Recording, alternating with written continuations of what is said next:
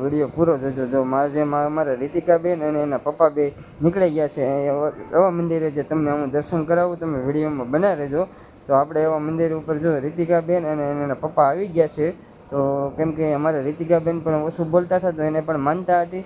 તો આપણે જો એ મંદિર પર આવી ગયા છે ને મંદિરનું નામ છે, હું તમને આગળ બતાવું બધી માહિતી સાથે. ને જેમાં કાંઈ નથી કરવાનું મિત્રો, ખાલી આપણે હનુમાન દાદાનું મંદિર છે, અહીંયા તમારે ખાલી ગોળની માનતા રાખવાની છે. તમારું પણ બાળક જો બોલતું ન હોય, ઓછું બોલતું હોય, તોતરું બોલતું હોય, તો તે પણ બોલવા મળે. ને આ મંદિર છે જૂના હનુમાન મંદિર, જે સુરતની અંદર આવેલું છે. અને અહીંયા ખાલી હનુમાન દાદાને ગળ ચડાવવાથી તમારું બાળક બોલતું થઈ જાય છે.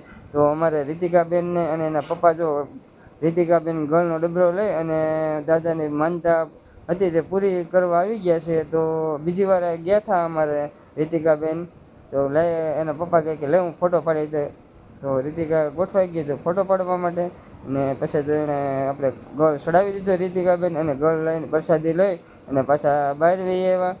તો એ રીતિકા એમ કહે ને કે પપ્પા મારે ફોટો પાડી ગયો ને, તો એના પપ્પાએ એનો ફોટો પાડી દીધો. અને જો આવો કંઈક મંદિરનું વ્યૂ છે, જૂના હનુમાન મંદિર છે અને બહુ પ્રાચીન મંદિર છે. જો અહીંયા ભોળાનાથની પણ મૂર્તિ આવેલી છે.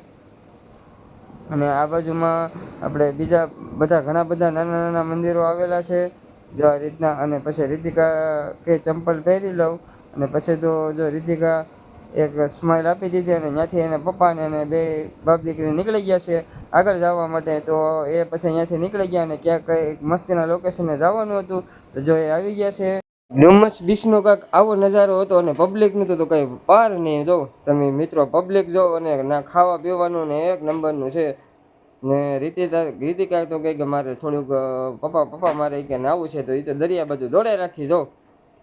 તો એ ફટાફટ દરિયા કિનારે પહોંચી ગયા. અને એક કે ચશ્મા પહેરીને લ્યો મારો એક ફોટો પાડી લ્યો. પછી તો એક એનો પોઝ આપી દીધો મસ્તીનો, ફોટો પાડી લીધો. જો આ રીતના દરિયાની લહેરો આવે છે. ને જો અમારો આ વિડીયો સારો લાગે તો લાઈક, શેર અને સબસ્ક્રાઈબ કરવાનું ભૂલતા નહીં. અને પછી તો એને ભૂખ લાગી ગઈ નાઈને પછી તો એ નાહવા આવી ગયા.